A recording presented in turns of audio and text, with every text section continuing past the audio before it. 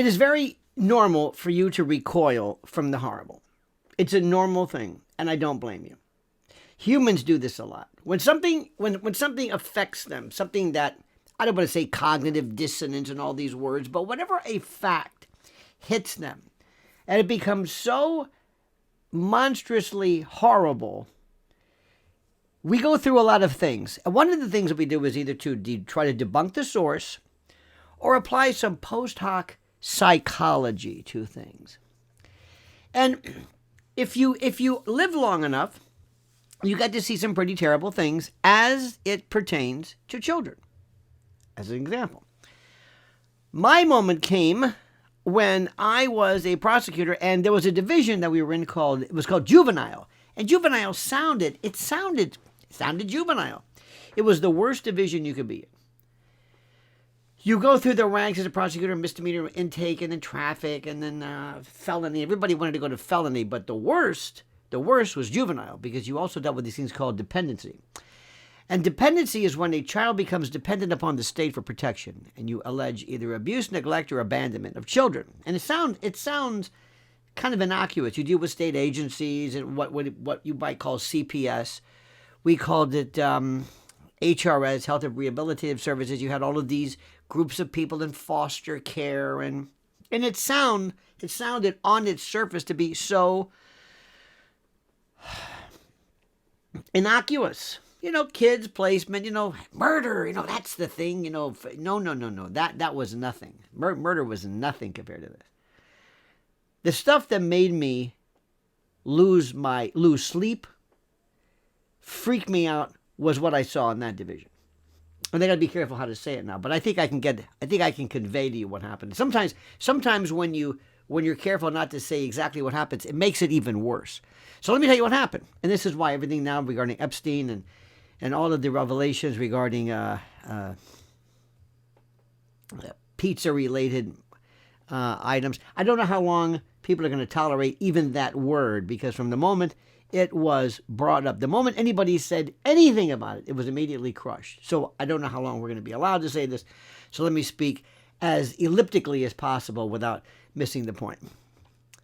I had never been, luckily for me, I came from a normal family, and we never really had anything never saw anything like this. Never knew anybody who was abused or neglected or kidnapped or anything like that. We knew it was happening, and even to an extent, the notion of serial abductions and serial killers they were coming about them, but not like today. So let me tell you what I saw, and then you'll understand my way of thinking of this. I had a colleague of mine who was standing outside. I'll never forget this. He was standing outside. There was the courtrooms, and he was standing there, and he was reading something. I'm not trying to do an acting scene, but he was reading something, and he dropped it, and he looked up. He didn't notice I was looking at him. It was like he just read that for example, like his parents had been, found slaughtered or something. He read this and then dropped it. He could have put it down and looked up and stared. And I walked up to him. I said, "What is this? What is everything okay?" I had no idea what he was talking about. He said, "Read it." It was from the medical examiner's office. At the time, the medical examiner would deal with homicides, but also trauma to children. And they were the individuals who we would use them to testify on behalf of the state. So we would go to the medical examiners because they were forensic. They knew how to testify, and so they did both murders, but also they did investigations, and they would write reports of what happened to children. This was an infant. And the allegations were that from the immediate family.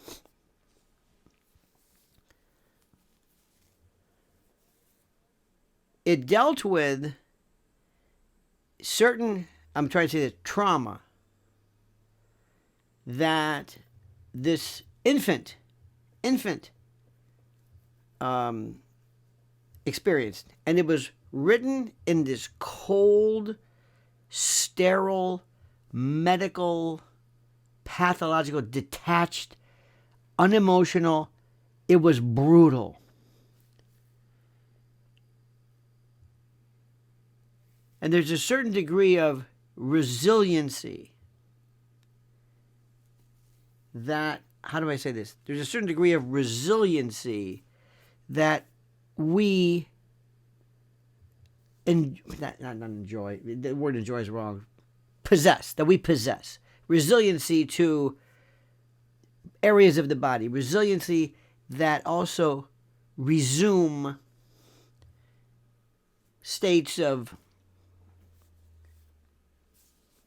normal states. This infant had been affected for so long that there was no more resiliency. I'll leave it at that.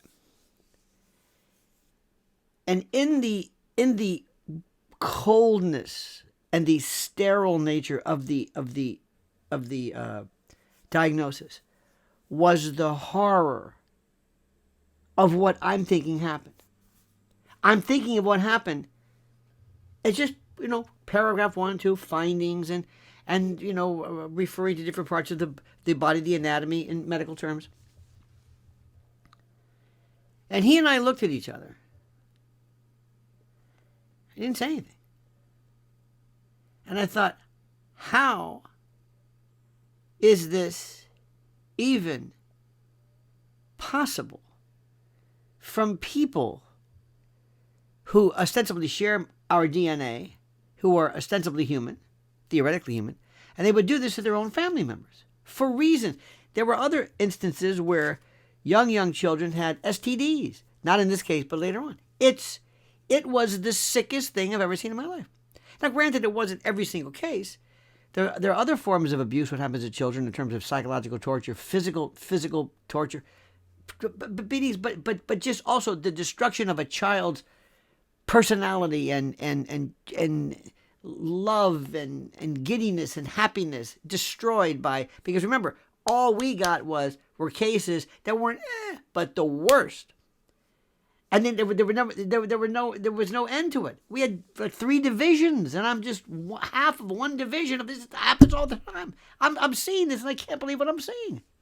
I can't believe that there are people who do this. Okay. It changed me.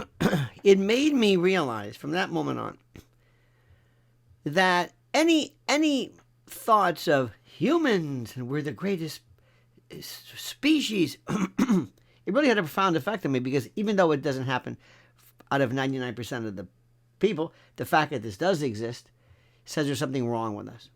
Animals don't do this. Animals that live in a cave or in a hive. Animals that forage on rotten food. Nobody does it. Animals don't see the need to focus on this predation. Animals don't do this. Nobody does it except humans. So that's that. Okay. Now, we dealt with, granted, people who were not necessarily lower IQ or lower environment, but for the most part, I thought, maybe this is a part of like the Calicax or some weird kind of a deliverance, homozygotic inbred mutants, maybe they live in trailer parks and they have teeth missing. And cut to today. Now we're seeing this by virtue of the Epstein files and by virtue of what has been released and referred to when people are saying, and thank God for Elon Musk, everything that was said initially regarding all matters pizza related, which of course people laughed at immediately. They laughed. They said, this is a joke. This is a conspiracy theory. You're sick. You're weird. This doesn't happen. You're involving yourself in this thing. You're sick. They basically they made us I'm sick? I'm sick. We're sick? I'm bringing this up and I'm sick? I can't even believe what I'm saying. I'm sick? This was 10 years ago. I'm sick. Let me get this straight. We're bringing this up and we're sick. We're demented. You see what they did? And then they set up, this is the most beautiful thing in the world. They set up these fake and phony, and they're still there, these fact-finding or fact-evaluating platforms, Wikipedia and PolitiFact and Snopes, that were set up to deliberately debunk things which the predators wanted debunked. And we were so stupid, much like our version of this adherence to all of this wild lunacy involving, viruses and masks. But people believed it. They said, you know what? If Snopes says it's not true, if Wikipedia says it's not true, if PolitiFact or whoever, then it must not be true. Because after all, you just can't have Wikipedia and not have it be true. Yes, you can. And we fell for it. Okay, so we have this level of predation you cannot believe. And they fought tooth and nail. And when Jack Dorsey ran Twitter, when the other folks ran the other media platforms, you were told specifically, if you bring this up, if you dare even hint at this, insinuate, suggest that this could be true, that there's a level of predation and sickness that exists today with nobody doing anything about it, not to mention that is being perpetuated by people who are, quote, famous, you will be forever sidelined. And people came forward and said, you know what, we don't care. And brave folks came forward and said, no, I'm going to talk to you about this. Prove it wrong. And what they did was they took this and they extrapolated it to levels that nobody had suggested. There's a Netflix special on Elizabeth Smart. Please watch it. Look what happened to her. Look at her story. Kidnapped by this weird holy man who ravaged her for years at the behest of his wife. If I told you that story, there's a woman, she's going to be kidnapped, and there's a guy with a beard. He walks around wearing, a cassock and thinking he's a savior. You'd say you're out of your mind. But it happened. And that's what we do. We lost so much ground by people saying, you know what, I'm not going to say anything. Well, because, this sounds crazy. Remember the McMartin case, which turned out to be, that's another one too. Well, the McMartin case was fake or unproved. And many of us kept persisting. Now, there were other people, and you must admit this, and I've got to be honest with you. There are some people in our midst, in the conspiratorium, so to speak, who love this. Not love it, but they will just go with it. There's no such thing as perspective or, no, they will run with this. I mean, run like you cannot believe with the super reference, with the references to perhaps the oxidized adrenaline in the body. And again, we're hesitant because we're saying, is the coast clear? Are you sure? Can we bring this up? Are you sure we can bring it? Can we bring this up now? Are you sure we can bring this up? You're sure now, right? Okay. It's okay now, right? Yeah, okay. All right, you sure now? Because I'm not sure. But what we are seeing is a cacophony, a whirlpool, a kind of a vectored collapse, like the critical mass of this story, Epstein, and also Charlie Kirk, Turning Point USA, the weird high priestess of it's almost like necromancy, of the death cult, the celebration, the smiling, giddy, vacuous, kind of a Morticia Adams weird, hey guys, our merch sales are up, and we're going to go out there and please redirect your guilt. I mean, not your guilt, your sorrow and your grief, not from remembering Charlie, but to going out and celebrating our corporate. I mean, this is weird. So then you have people who come up, who rise to the top. Candace Owens. And I know when we're on to something. When somebody will tell me, "Are you talking about Candace Owens again?" I say, "Do you not hear anything that's going on?" There are people right now in the business who want to talk about Bad Bunny or with all due respect, God bless Samantha Guthrie's mother. Just horrible, horrible. That's what they want to do for two reasons. Number one, it's sort of it's horrible. It's important to note. It's terrible, but it's great copy. And I'm saying, so you like true crime? Is that what you're saying? So you like true crime, right? Is that it? Okay, good. What about this one? What about this case? Well, no. There's true crimes going on not only with Charlie Kirk, but with Epstein, and how the media, the collective media, the Mockingbird media, basically shelved this. You want to talk about that? No, we don't. Wait a minute. In the Elizabeth Smart, in this documentary, they say how the police looked the other way. That's a great story. How the daughter said, "No, I saw this," and they didn't believe the sister, and the police looked the other way. I say, "Excuse me, I've got a story too where the police looked the other way." Not only the police, but everybody, governments, media, not interested. This is your story. This is it. This story is, you're into true crime, right? Well, not really. So every now and then somebody comes up and they will say to you, "Well, I want to talk about this." And Candace Owens. I had somebody the other day, he comments, he goes, "Well, why are you obsessed with Candace Owens?" And I'm thinking to myself, do you not understand a word of what I'm saying? Do you think that the subject matter, you interpret this as being obsessed with Candace Owens versus the subject matter that's being talked about? It just blows my mind. You see the way people act? You see the way they act? You see they don't want you to pursue this. Maybe because they feel bad. Maybe because, I think it's because they're trained like a bunch of barking seals, like lemmings. And there are other people too who love to dispute things, to debunk. There's this, what's his name, Michael Shermer or something from The Skeptic. They start off with the premise that everything is wrong.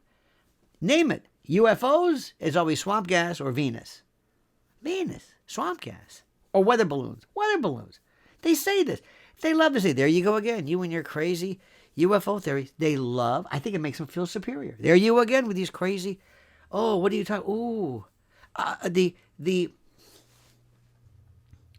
If you picked up the phone right now, and said, "Listen, I went to a place the other day, I went to a home," whether it's Podesta, his brother, or any of the allegations that were made about that, or other institutions. If you said, "Hello, yeah, listen, I went to a place, and I was making a delivery. I work for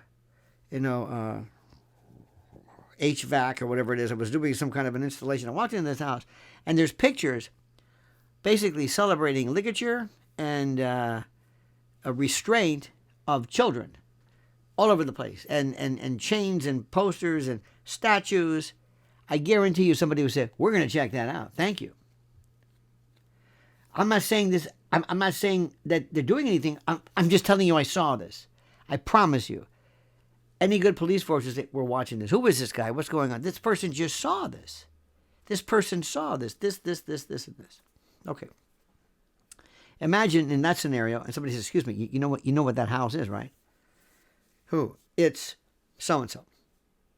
Pick somebody who's famous. Pick somebody in your own mind who's in news or entertainment. And they say, "Oh." And they say, "I'm sorry, sir, you've got a rather fecund imagination. It's rather fertile, because this goes to show you yet again the mindlessness of what you're saying. The mindlessness of what you're saying. There is no such thing as this. You're sick." Instead of saying, "Time is a wasting, I just gave you evidence of something that if it's true," they say, "You're crazy."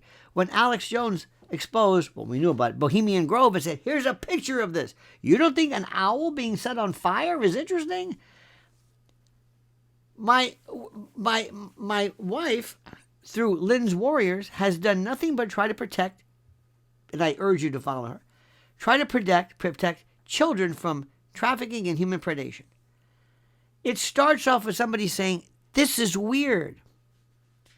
What they have done is they have turned vigilant, caring, dutiful observant, rational thinking, supporting children.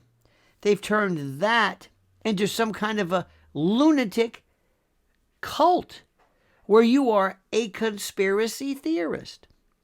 And remember where the weaponization of conspiracy theory came from after the Kennedy assassination in that famous CIA memorandum, which we've all seen, which basically says we're going to work with our Mockingbird media and we're going to go out to tell people that there are certain subjects that if you bring up, you're a conspiracy theorist. And there are folks, even now, even with as great as Elon Musk is and as great, they still have people in these community notes citing Wikipedia, saying this is a conspiracy theory. They're still saying that there's no such thing as geoengineering, that chemtrails, they're confusing, are somehow water vapor. That's right. These cross-hatched, octothorpic, trails that spread out and dim the sun that, if you look under geoengineering, is there. But under chemtrails, they say this doesn't exist. This is a conspiracy theory. They're still saying this, and they still exist on X, formerly Twitter. So it's like, Elon, why are you going to Wikipedia, who, by the way, one of their guiding principles that we're not real or we're not, So we're not out of the woods yet. Rejoice. Charlie Kirk died for our sins. There are people who came forward. One of them was Candace Owens by herself, saying, not so fast. We're going to tell you that this is a weird story. And they're calling her everything in the book, from anti-Semitic to crazy. Other people said she was an Adderall-addicted psychopath or psychotic. This is another thing. Look at who is not speaking up. Look who the big influencers were, who everybody said, well, they're being paid. Now apparently are being paid to shut up. There's a concerted effort to shut down anybody who dares to bring up what I'm saying. Now let me explain something to you. You don't know me. We've never met. My idea of kicks is not making up stories about kids being subject of predation. That's not my idea of a good time. I'm not bringing this up for clicks or metrics. I'm sounding the alarm, as millions of us are doing. You can't call me a conspiracy theorist anymore. It's over because of these things that came in. Charlie Kirk, Candace. Oh, and by the way, the Macrons are going to find out they better dump this lawsuit real fast, because one of the 19 or so bases or complaints against Candace is dealing with activities, allegedly, on the part of Brigitte Macron when she was a teacher with old Manny when he was a kid. And they're telling people, I wouldn't be surprised. I don't know this firsthand. Don't be surprised if they're telling the Macrons, dump this case, dismiss it with prejudice, and settle for something de minimis. Make this go away. All eyes are on us. And X in particular, which is the greatest, is blowing up. And we are not going to go away. We never went away. We never went away. I still can't believe that people are giving me a hard time because I'm worried about children. Remember the expression, women and children first? No. There are newsrooms so locked into this who are told, listen, we are hanging on by a thread. If you go out there and I want you to talk about Bad Bunny and the ICE and some Savannah Guthrie, which is a serious problem now. But what about these crimes? No. Talk about the Super Bowl. Talk about what you can make with macaroni salad or anything. Bread and circuses. Distraction, distortion. Everything changed. Everything has changed. So I'm not letting go of this. Because I want you to realize, stop. Focus on this. It's right here. This is depravity.